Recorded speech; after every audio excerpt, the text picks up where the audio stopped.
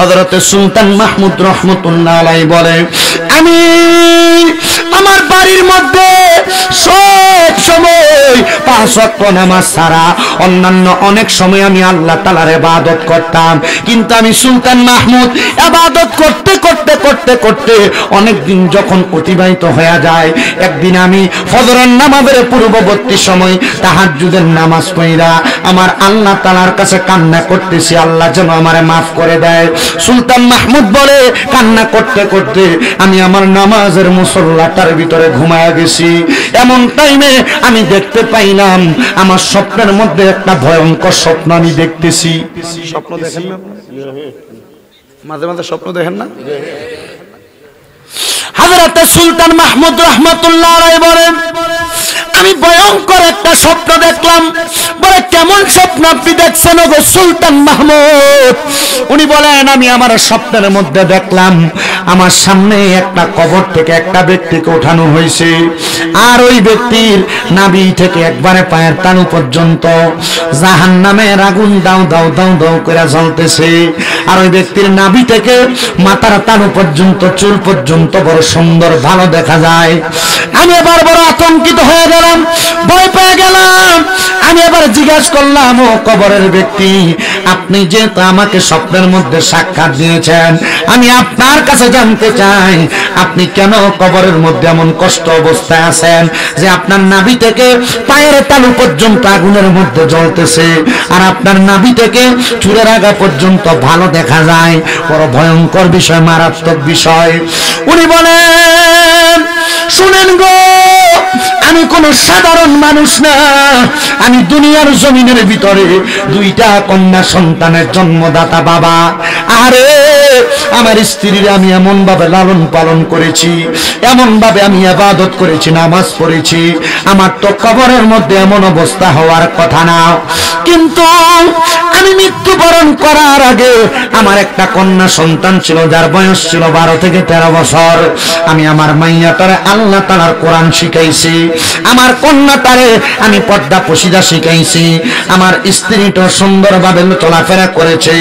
আমার আল্লাহ তাআলা আমার এই মাইয়াটার কারণে আমি আব্বা জানের এই নাভি থেকে চুল পর্যন্ত বড় সুন্দর রাখছে, আরামে রাখছে। কিন্তু জগতের মানুষ, ও দুনিয়ার মানুষের দলেরা শুনো, ওই ব্যক্তি জবাব দেয়, আমি ইন্তেকাল করার 5 মাস পরে আমার স্ত্রীর গর্ভ থেকে একটা মেয়ে সন্তান জন্মগ্রহণ করেছে। ওই মেয়েটা জন্মগ্রহণ হওয়ার পরে ওই মেয়েটা এমন ভাবে অবাধ ভাবে চলাফেরা করেছে, তার অবাধ চলাফেরা করার কারণে আমার আল্লাহ তাআলা আমি আব্বার কবরের ভিতরে আযাব দিতেছে। আমি না নামাজ পড়ছি, আল্লাহ দিয়ে আমার নামাজের কারণে আমারে মাফ করে নাই। আমি না রোজা রাখছি, আল্লাহ দিয়ে আমার রোজার কারণে আমারে মাফ করে নাই। মনে রাখবা মুসল্লিরা, 5 ওয়াক্ত নামাজ তুমি মসজিদে যায় পড়ো, কিন্তু তোমার বউ বেপর্দা ঘুইরা বেড়ায়। মনে রাখবা, 5 ওয়াক্ত নামাজ তুমি ঘুইরা মসজিদের মধ্যে জামাতে পড়ো, কিন্তু তোমার পরিবারের মাইয়ারা বেপর্দা ঘুইরা বেড়ায়। দেখবা তোমার এই নামাজ তোমার জন্য অন্ধকার হয়ে দাঁড়াবে, আর বেপর্দা বেহায়াপনার কারণে আল্লাহ তাআলা তোমার জাহান্নামের আগুনের মধ্যে জ্বালাইবো আর পোড়াইবো। হায়রে ও চানকাবুল্লার যুবক, চানকাবুল্লার মুরব্বী বাবারা, পর্দার অন্তরালের মা বোনেরা, আপনাদের যাদের বাবা নেই, আপনাদের যাদের স্বামী নাই, আপনাদের যাদের ভাই নাই, আপনাদের যাদের সন্তান কবরে, মনে রাখবেন আপনারা যেন তাদের জাহান্নামে যাওয়ার কারণ না হন। কারণ আপনারা যদি বেপরদাভাবে ঘুরে বেড়ান, তাহলে আপনার বাবার কবরের মধ্যে আযাব হয়ে যাবে। মুখ দেখায়া দেখায়া রাস্তার মধ্যে চলা, পরপুরুষের সঙ্গে কথাবার্তা বলা, মনে রাখবেন এটাই আপনার বংশের মানুষের দোজকের কারণ হয়ে যাবে। এবার হযরত সুলতান মাহমুদ বলেন, এ কবরের ব্যক্তি, তোমার কাছে জানতে চাই তোমার বাড়ি কোন জায়গায়? বলে, আমার বাড়ি দামেস্কের বড় মসজিদের পশ্চিম এলাকা বরাবর। বলে, দামেস্কের বড় মসজিদের পশ্চিম এলাকা বরাবর যেহেতু তোমার বাড়ি, ঠিক আছে, আমি চেষ্টা করব তোমার জন্য একটু কিছু করার জন্য। সুলতান মাহমুদ বলে, এবার ফজরের নামাজটা পড়তে দেরি হয়, আমি ফজরের নামাজটা পড়া আমি হাঁটতে হাঁটতে হাঁটতে হাঁটতে দামেস্কের বড় মসজিদ থেকে বড় বড় মসজিদের পাশে সামনের অংশ অংশে যাইয়া ওই ঘরের সামনে যা দাঁড়াইলাম আর সালাম দিলাম, আসসালামু আলাইকুম ওয়া রাহমাতুল্লাহ। ঘরের মধ্য থেকে একটা উক্রমে বের হইয়া তাদের ঘর থেকে ময়লা আবর্জনা যুক্ত পানি আমি সুলতান মাহমুদের শরীরের দিকে ধুর করে ঠেলে দিছে। এমন অবস্থা দেখলাম আমি ওই মহিলাটার কাছে তাকাইলাম, দেখলাম মেয়েটাই উগ্র টাইপের মেয়ে, বোঝা যায় বাপের 2-3 মেয়ে, সবগুলা মেয়ে যে ভালো হবে এমন কথা না। একটা যদি সুন্দর কথা বলে আর একটার কথা একটু তেসাইলাই হয়, আছে না? আছে না? সুলতান মাহমুদ বলেন আমি ওই ঘরের দরজায় যে সালাম দিলাম, কিন্তু দুষ্ট মেয়েটা বাইর হইয়া ময়লা আবর্জনা যুক্ত পানিগুলো আমার গায়ের মধ্যে এভাবে ফিক্কা মারছে। মারার পরে আমি ওই মহিলাটার দিকে তাকায় একটা মুস্কি হাসি দিলাম। আমি এবার ঘর থেকে, ঘরের দরজা থেকে মুখটা ফিরাইয়া আমি পিছনের দিকে হাঁটতে লাগলাম। এমন টাইমে শুনতে পাইলাম নরম সুরে কে জানি আমার সালামের জবাব দেয়, ওয়া আলাইকুমুস সালাম ওয়া রাহমাতুল্লাহি ওয়া বারাকাতুহু। আমি একটু রাগান্বিত হইলাম, পিছনের দিকে ফিরা তাকাইলাম না। আমি একে আবার সালামের জবাব দেই, ওয়া আলাইকুমুস সালাম ওয়া রাহমাতুল্লাহি ওয়া বারাকাতুহু। আল্লাহর বলি সুলতান মাহমুদ বলে আমি আবারও তার দিকে ফিরা তাকাইলাম না। সে আমারে আরেকবার সালাম দিছে, ওই সালামটা শুই না আমি এবার আর তার দিকে ফিরা তাকাইলাম না। এবার সালামের জবাব যখন 3 বার দিল, ওই মেয়েটা এবার উল্টে আমারে সালাম দেয়, আসসালামু আলাইকুম ওয়া রাহমাতুল্লাহ। আমি বুঝতে পারলাম মাইয়াটা বলো সালাক মাইয়া। এবার আমি আর পেছনের দিকে না ফিরা তার জবাব দিলাম, ওয়া আলাইকুমুস সালাম ওয়া রাহমাতুল্লাহি ওয়া বারাকাতুহু। এবার আমি পিছনের দিকে না তাকাইয়া পিছনের দিকে হাঁটতে হাঁটতে লাগলাম। যখন আমি পেছনের দিকে গেলাম আমি জানতে চাইলাম, এ মেয়ে তুমি কে গো? বলে আপনাকে যেই মেয়েটা শরীরের মধ্যে নোংরা আবর্জনা যুক্ত পানিগুলা ফিকা মারছে আমি হইলাম ওই মাইয়াটার ছোট বোন। আমি হইলাম ওই মাইয়াটার বড় বোন। আপনি আমার সালামের জবাব কেন দেন নাই? আমি তো আপনাকে 3 বার সালাম দিয়েছি, জবাব কেন দেন নাই? ডাক দিয়ে বলে জবাব না দেওয়ার কারণ আপনি যখন আমার প্রথম সালাম দিয়েছেন আমি 2 রাকাত নামাজরত অবস্থায় ছিলাম। আপনার সালাম দেওয়ার সাথে সাথে আমি আমার নামাজের দোয়া তাশাহুদ পড়তেছিলাম। দ্বিতীয়বার যখন সালাম দিয়েছেন আমি তাশাহুদের পরে দুরূদ ইব্রাহিম পড়তেছিলাম। তৃতীয়বার যখন সালাম দিয়েছেন আমি আবার দোয়া মাসুরা পড়তেছিলাম। আমি আপনার জবাব দিতে পারি নাই, কিন্তু আমার ছোট বোনটা একটু উগ্র হওয়ার কারণে আপনার প্রতি বিরক্ত হয়ে আপনার দিকে ময়লা আবর্জনাওয়ালা পানি মারছে। আমি আপনার 3 বার জবাব দিলাম, যখন আপনি রাগান্বিত হইয়া আমার দিকে ফিরা তাকান না আমি আপনাকে পরবর্তী 4বার সালাম প্রদান করলাম। হুজুর আমি জানি আপনার সম্পর্কে, আপনি কি সেই ব্যক্তি যিনি সবার ঘরের সামনে যায় সবার খবর নেন? আপনার নাম কি? সুলতান মাহমুদ রহমতুল্লাহ আলাইহি, যিনি দামেস্কের বড় মসজিদের মধ্যে খেদমতের দায়িত্ব পালন করতেছেন। উনি বলেন হ্যাঁ তুমি যেহেতু আমার সম্পর্কে জানো, আমি গতকালকে রাত্রবেলা একটা মারাত্মক স্বপ্ন দেখার কারণে আমি তোমার ঘরের সামনে আসলাম। মেয়ে গো তুমি বলো না তোমার আব্বাজান কি মারা গিয়েছে? মেয়েটা ডাক দিয়ে কই হুজুর হ্যাঁ আমার আব্বাজান মারা গেছে। এ মা আমি তো তোমার দিকে ফিরে তাকাইলাম না। তার মানে বোঝা যায় বেড়াইত মনে রাখবা মহিলাদের দিকে ফিরে তাকাইলে তুমি পুরুষের চোখের পর্দা লঙ্ঘন হয়। জি চোখের পর্দা লঙ্ঘন হয়। কোন আপনারা মনে করেন পুরুষ এবং মহিলা অবৈধভাবে মেলামেশা করলে মনে হয় জিনা হয়? না না না, পুরুষ কোন নারীর দিকে চোখ দিয়া যদি অবৈধভাবে তাকায় তাহলে ওই পুরুষের চোখের জিনা হয়, চোখের জিনা। কোন পুরুষ যদি কোন অপরিচিত মহিলার সাথে পরিচিত হোক গায়রে মাহরাম মহিলার সাথে তার জবান দিয়ে কথোপকথন করে কথা বলে তাহলে তার মুখের জিনা হয়। কোন পুরুষ যদি কোন নারীর সাথে মেলামেশা করার জন্য তার পা দিয়ে হাইটা হাইটা যায় তাহলে তার পায়ের জিনা হয়। আরে কোন পুরুষ যদি কোন নোংরা মহিলা কোন মহিলাদের কথার আওয়াজ কানের মধ্যে পায়, যদি ওই মহিলার কথাটা হাতে শুনতে ভালো মনে করে তাহলে পুরুষটার কানের জিনার গুনাহ হয়। হায় রে দুনিয়াতে চলা কত কঠিন, আবার চলতে জানলে বড় সহজভাবে চলাফেরা করা যায়। কথা কন্যা ঠিক কিনা? কষ্ট আপনারা কইলাম প্রধান বক্তার আনতো আসুননি আপনারা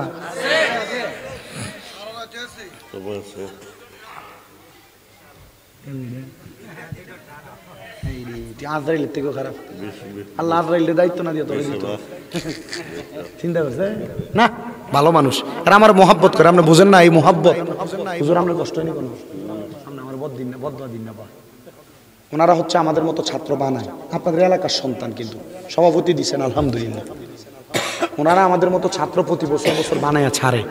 আর আমি বিশেষ করে ওনাদের মতো ওস্তাদ যারা, তাদের দোয়া নিয়ে চলি। আপনাদের দোয়ায় কুমিল্লাতে আমার 6টা মাদ্রাসা চলে। কয়টা কথা কয় না, কয়টা?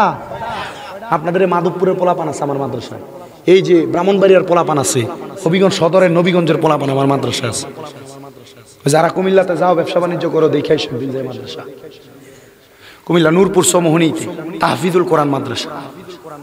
আমার এই 6 মাদ্রাসায় 813 জন পোলাপান আছে। এখন মারহাবা জোরে কয় না তো, দোয়া করতেন না আপনারা আমার লেগে?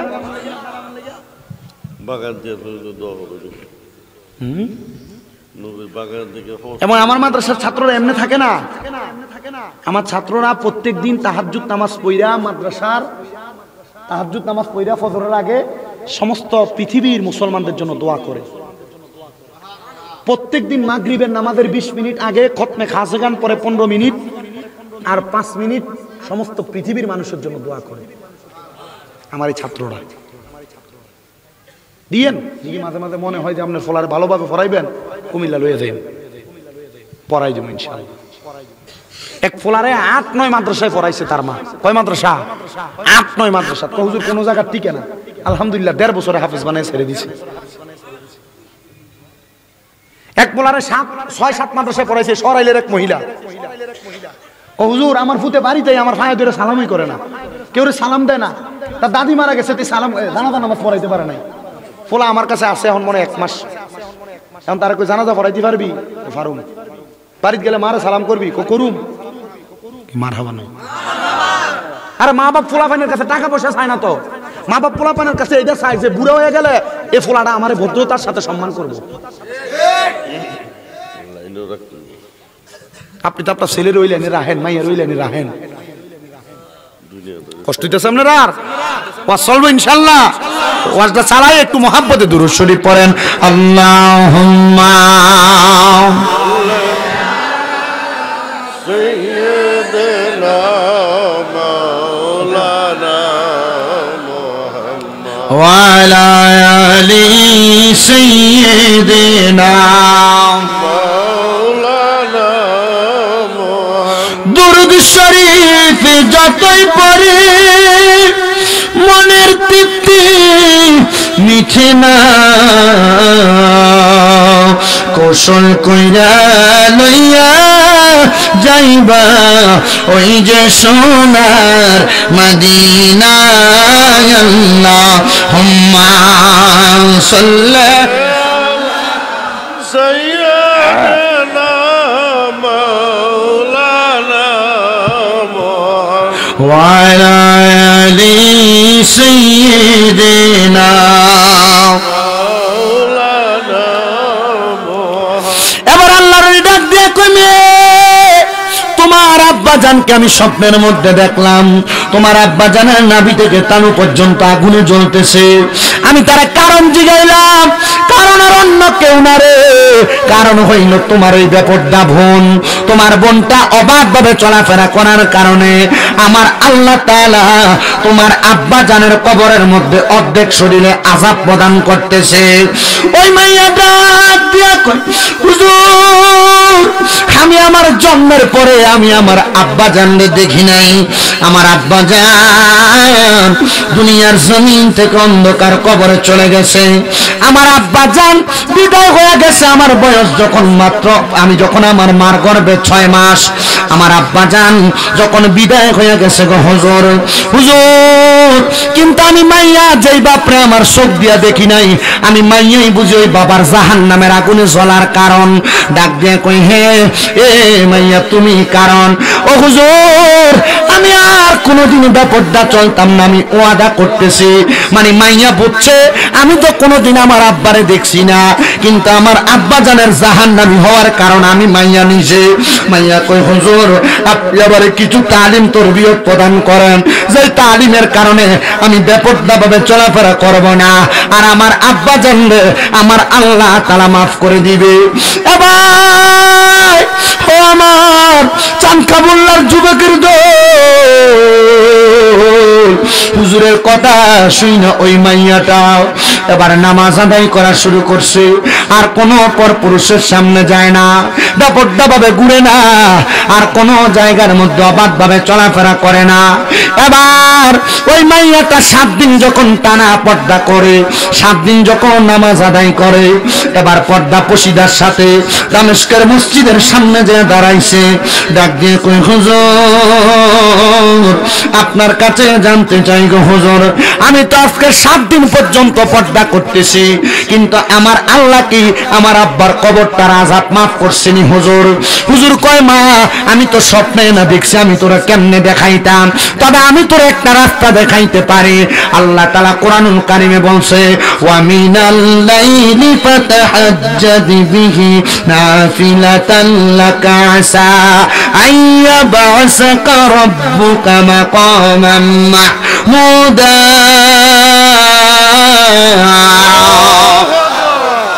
আল্লাহ তাআলা ঘোষণা করছে আমার নবীকে আপনি রাতের কিছু অংশে তাহাজ্জুদের নামাজ আদায় করেন অতি সত্বর আপনাকে প্রশংসার জায়গা মাকামে মাহমুদ দেওয়া হবে এ মাইয়া এই আয়াতে কারিমার মধ্যে অত্যন্ত সুন্দর ব্যাখ্যা আমি পাইছি যদি কোনো বান্দা তাহাজ্জুদের নামাজ পড়িনা তার কোনো যে কোনো সমস্যার কথা আমার আল্লাহর কাছে খুইলা বলে আমার আল্লাহ তাআলা তার সমস্যাগুলোর সমাধান করে দেয় এমে তাহাজ্জুদ নামাজ পড়িনা তোমার আব্বাজান কবরে কেমন আছে তুমি খবর নাও দেখবা তোমার আব্বাজানের প্রত্যেক অবস্থা তুমি জানতে পারবা মাইয়া কই আমি দৌড়ে বাড়িতে যাইয়া ফজরের নামাজের আগ মুহূর্তে আমি তাহাজ্জুদের নামাজ পড়া শুরু করলাম একদিন পড়লাম 2 দিন পড়লাম 3 দিন পড়লাম পড়তে পড়তে পড়তে পড়তে আমি যখন তাহাজ্জুদের নামাজ অনেকক্ষণ পর্যন্ত পড়লাম এবার আমি তাহাজ্জুদের নামাজ পড়ে আমার আব্বার জন্য আল্লাহ তাআলার দরবারে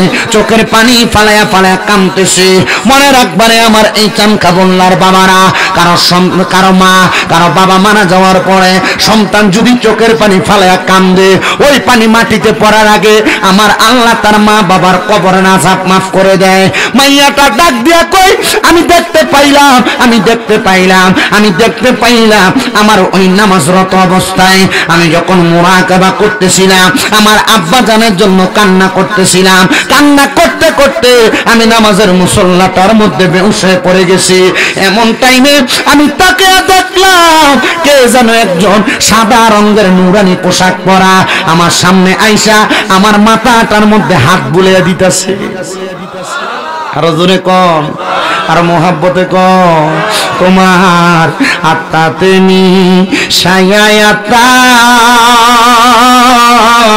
কইছি কত মনের কথা গো এ পোলাপান যাদের আব্বা নাই আব্বারে ভালোবাসো এই কথাটা কোনোদিন তো মুখ দিয়া কইছো না ডরে আম্মারে ভালোবাসো এই কথাটা কোনোদিন মুখ দিয়া কোনা শরম লাগে কিন্তু মা বাপ দুনিয়াতে থাকতে মনের যত কষ্ট সব কষ্টের কথা মা বাপরে কোন লাগতো না মুখ দেখলে বুঝতো তোমার আত্মা তুমি সায়াতা কইছি কত মনে কথা গো এখন তুমি কোথায় আমি কোথায় কাউকে কেউ আর দেখি না আগে জানি না এ চানকাবুল্লার যুবক এ চানকা বললার মুরব্বী বাবারা, এ পর্দার অন্তরালের মা বোনেরা, মাইয়াকে আমি তাহাজ্জুদের নামাজটা পড়িরা যখন কাঁদতে কাঁদতে বেহুশ হয়ে গেছি, আমি দেখলাম সাদা রঙের পোশাক পরা একটা লোক আইসা আমি মাইয়ার মাথার মধ্যে হাত বুলিয়ে দেয়। আমি মাথাটা উঠে কইলাম, কে গো আপনি? উনি আমারে কয়, আমি হইলাম তোমার জন্মদাতা বাবা। ও আব্বা, আপনারে তো কোনোদিন দুই চোখ দিয়া দেখছি না। ও আব্বা, আপনারে তো কোনোদিন আমি আমার চোখ দিয়া দেখছি না। বাবা গো, আমি খবর পাইছি আপনি নাকি আমি মাইয়ার কারণে জাহান্নামের আগুনের মধ্যে জ্বলতাছে। এ বাবা, আমি তো কোনোদিন আপনারা চোখ দিয়া দেখছিও না, তাহলে আপনি কেমনে জাহান্নামের আগুনে জ্বলতাছেন? আব্বা, আপনারা দিয়া কোন সুন্দর দেখা যায়। ওই বাবা আমারে জবাব দিছে, হে মা, তুমি যেই দিন তওবা করে নামাজ ধরছো, বেপরদা চলা বন্ধ করছো, আমার আল্লাহ তাআলা আমি আব্বারে মাফ করে দিছে। আর দেখছুনি আমারে আমার আল্লাহ তাআলা কত সুন্দর জান্নাতের পোশাক দান করছে। এ যুবক ভাই, এ চানকা বললার পর্দার আড়ালের মা, তুমি যে বেপরদা ভাবে ঘুইরা বেড়াও, তুমি যে নামাজ পড়ো না, এ যুবক ভাইরা, তুমি যে অপর মহিলার দিকে তোমার চোখ দিয়া তাকাও, তোমার চোখের পর্দা করো না, নামাজ পড়ো না, একবার চিন্তা করে দেখছুনি রে দেখছুনি আমার আল্লাহ তাআলা একটা মাইয়ার নামাজ পড়ার কারণে, পর্দা করার কারণে তার বাবার কবরের আযাব কেমনে মাফ করে দিছে। এই জন্য তো আমি আপনাদের কাছে তেলাওয়াত করছি, ইন্নাল্লাযীনা আমানু ওয়া আমিলুস সলিহাতি উলাইকা হুম খায়রুল বারিয়া। নিশ্চয়ই যাহারা ঈমান আনে এবং নেক আমল করে, আল্লাহ তাআলা কয় উলাইকা হুম খায়রুল বারিয়া, এরা হইল দুনিয়ার সবচাইতে উত্তম ব্যক্তি, ভালো ব্যক্তি। আপনি উত্তম ব্যক্তি হইতে পারছেন কিনা আপনি নিজে জানেন, কিন্তু আজকের মাহফিলে কত সন্তান বৈশা গেছে তার বাবারে কবর দিয়া আজকের মাহফিলে বসছে, কত সন্তান আজকের মাহফিলে আসছে তাদের মারে কবর দিয়া। সন্তান চিন্তা করতেছো তোমার আব্বা জান মরার পরে কবরে কেমন আছে তুমি জানো না। এ চানকা বললার বাবা, এ চানকা বললার যুবকের দল, এ চানকা বললার পর্দার অন্তরালের মা বোনেরা, না জানি আল্লাহ তাআলা তোমাদের কারণে তোমাদের আব্বার কবরে আযাব দিতেছে, তোমাদের কারণে তোমাদের আম্মার কবরে আযাব দিতেছে। সন্তান আখিরি মুনাজাতের মধ্যে আমার আল্লাহর কাছে ওই মা বাবার জন্য খাস করে দোয়া করবা। কিন্তু আজকের মাহফিলে অনেক সন্তান হয়তো বসে গেছে যারা ভাই ভাই ঝগড়া কইরা মা বাবারে জুদা কইরা দিছে, মা বাপরে বাদ দেয় না, মা বাপরে সুন্দর করে আদর যত্ন করে না। না না না, এ সন্তান দাও, তোমার পাও আমার সামনে দাও, আমি স্বামীন দাদা জিব্বা দিয়া তোমার পাও আমি পরিষ্কার করে দিব। ওয়াদা করবা কোনোদিন ওই আব্বা আম্মারে কষ্ট দিবা না। তোমার বউ তোমারে বলছে তোমরা দুই তিন ভাই, তুমি কি লাগে একা তোমার বাপ মারে খাওয়াও, তারা দুই ভাই কি খাওয়াইতে পারে না? বউয়ের এমন মিডা কথা শুই না আম্মা আব্বারে জুদা করে দিছ। সকালবেলা এক ঘরে খায়, দুপুর বেলা এক ঘরে খায়, রাত্রবেলা এক ঘরে ভাত খায়। আরে সন্তান, আম্মা আব্বা বুড়া হইলে আম্মা আব্বার জিব্বার স্বাদ নষ্ট হয়ে যায়, কখন কি খানা খাইবো মা বাপ ফুতের মুখ খুলা বলতে পারে না, আম্মা আব্বা শরমে বলে না, আম্মা আব্বা লজ্জায় বলে না। আরে আজকে এখান থেকে বাড়িতে যাইয়া আম্মার পায়ে ধরবা, আব্বার পায়ে ধরবা, ধরে বলবা আব্বা এখন থেকে আর জুদা খাইবেন না, আম্মার পায়ে ধরে কইবা এখন থেকে আর জুদা খাইবেন না। আমার বউ বলছে কি হইছে, আপনারা আমি এখন থেকে আমার ঘরে খাওয়াইমো। দুই তিন ভাইয়ের মন চাইলে প্রত্যেক বেলা আপনারা আইনা তরকারি দিয়া যাইব, আপনারা যেটা দিয়া মন চাই সেটা দিয়া খাবেন। সন্তান যদি ওই মা বাপরে জুদা কইরা দিয়া, আলাদা কইরা দিয়া, আম্মা আব্বারে দমক দিয়া আজকের মাহফিলের মধ্যে আইসা থাকো, তোমার মতো শ্রোতার আমার দরকার নাই। সারা বাংলাদেশের প্রখ্যাত আলেম আইনা ওয়াজ করাইবা, কিন্তু এই মা বাবার মনে কষ্ট দিবা, আম্মা আব্বারে বাদ দিতা না। আল্লাহর কসম রে সন্তান, ওই দুনিয়াতে ওয়াজটা করে কোনো লাভ হবে না। এই জন্য আজকের মাহফিল কবুল হবে কি হবে না এটার গ্যারান্টি আমি দিতে পারবো না, তবে আমি একটা গ্যারান্টি দিয়া যাই, যদি শুনো আগামীকালকে চানকা বললার দোকানে বইসা কোন মুরব্বী বাবা বলতেছে হ্যাঁ হ্যাঁ আমার সন্তান আমার পায়ে ধরে রাত্রবেলা মাপ চাইছে, মনে করবা আমার আল্লাহ দোয়া কবুল করে ফেলছে। জোরে জোরে কোন সুবহানাল্লাহ।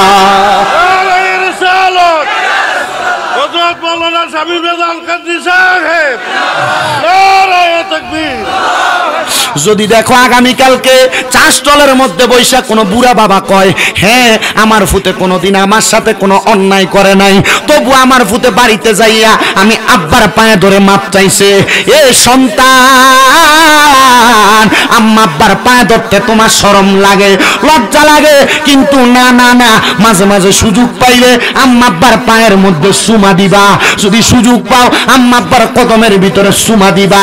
অনেকে চিন্তা করে হুজুর চুমা দিব দূরের কথা, আমি তো দুই ঈদে মা বাবার পাঁচ হইয়া সালামি আমি করি না। না রে সন্তান না, আম্মা আব্বার পায়ে ধরলে দাম কমে না, সম্মান কমে না, ইজ্জত কমে না। আমার দিকে তাকাও, আমার বয়স বেশি না, কুমিল্লা আলিয়া মাদ্রাসায় কামেল প্রথম বর্ষে পড়ালেখা, কুমিল্লা ইউনিভার্সিটিতে বাংলায় অনার্সের ফাইনাল ইয়ারে আমি পরীক্ষা দিব, অল্প কয়েকদিন বাকি, কিন্তু আমি আমার এলেমের জোর দিয়া কথা বলি না। আমি ক্লাস 6-7 পড়া অবস্থায় ওয়াজের ময়দানে শুনছি আম্মা আব্বার কদমে চুমা দিলে আল্লাহ তাআলা ওই সন্তানকে দামি বানায়, জান্নাতের চৌকাঠে চুমা দেওয়া সওয়াব তার আমল নামায় লেখা দেয়। এরপর থেকে আল্লাহ আমার যে সম্মান দিছে ওই সম্মানের অধিকারী আমি শামিনরা জানা, আমার এই সম্মানের কোনো যোগ্যতা নাই। যদি আমার গুনাহ আপনারা এই চানকাবুল্লার মানুষ দেখতেন, আমার জুতা পিটা করে এলাকা থেকে তাড়াইতেন। আল্লাহর কাছে শুকরিয়া, আল্লাহ আমার মা বাবার দোয়ার বরকতে আমার গুনাহ গোপন রাইখা মানুষের কাছে আমার দিয়া কথা শোনায়। অনেকে চিন্তা করে হুজুর আমি তো এতদিনে ভুল বুঝতে পারছি, কিন্তু আমি বাড়িতে যাইয়া কার পায়ে ধরে মাপ চামো? হুজুর যাদের বাড়িতে আব্বা আছে তারা বাড়িতে যাইয়া বাবার পায়ে ধরে মাপ চাইবো। আমার তো আব্বা নাই, আমি কার পায়ে ধরে মাপ চাইবো? হুজুর যাদের বাড়িতে মা আছে তারা বাড়িতে যাইয়া মার পায়ে ধরে মাপ চাইবো। এ সন্তান আম্মা আব্বার পায়ে ধরবা কেমনে? বাড়িতে বুঝি তোমার মা নাই, ওই মা কবরে, ওই মা বাবা তোমার লাখ লাখ টাকার সম্পদ দিয়া মানুষের মতো মানুষ করছে, মা বাবার রক্তরে পানি বানাইছে, আব্বা বালা করে ঘুমাইছে না, সেই জুতা পরতে আব্বার জুতার তলা ছিটতে ছিটতে পায়ের গোড়ালি রাস্তাতে লাগতো, কিন্তু তোমারে নতুন জুতা কিনা দিত, তুমি সন্তান নতুন জুতা পইরা রাত্রবেলা খাটের উপরে হাঁটা চলা করতা। আজকে তোমার ব্যাংকের টাকার অভাব নাই, কিন্তু তোমার আব্বা জানলে 500 টাকা দিয়ে কিনে এক জোড়া জুতা পরাইতে পারো না বাবা কবরে। একজন সন্তান হয়তো এই মাহফিলে বসছে, মা নাই, একজন সন্তান হয়তো বসছে তার বাবা নাই, একজন সন্তান হয়তো বসছে মা বাপ দুইজন কবরে। এ সন্তান তোমার মা বাবা তোমার যেই বাড়ি দিয়া গেছে, মিনিমাম ওই বাড়িতে যদি তুমি ভাড়াও থাকতা, মাসে যদি 5,000 টাকা ভাড়া দিতা, 12 মাসে 60,000 টাকা তোমার ভাড়া লাগতো। একটা সন্তান কি হাতটা বাড়ায় বলবা হুজুর আমি 60,000 টাকা চাই না, আমি 20,000 চাই না, আগামী বছর এই চানকাবুল্লাতে মাহফিলটা হবে, আমার মার জন্য একটু দোয়া করবেন, আমার বাবার জন্য একটু দোয়া করবেন।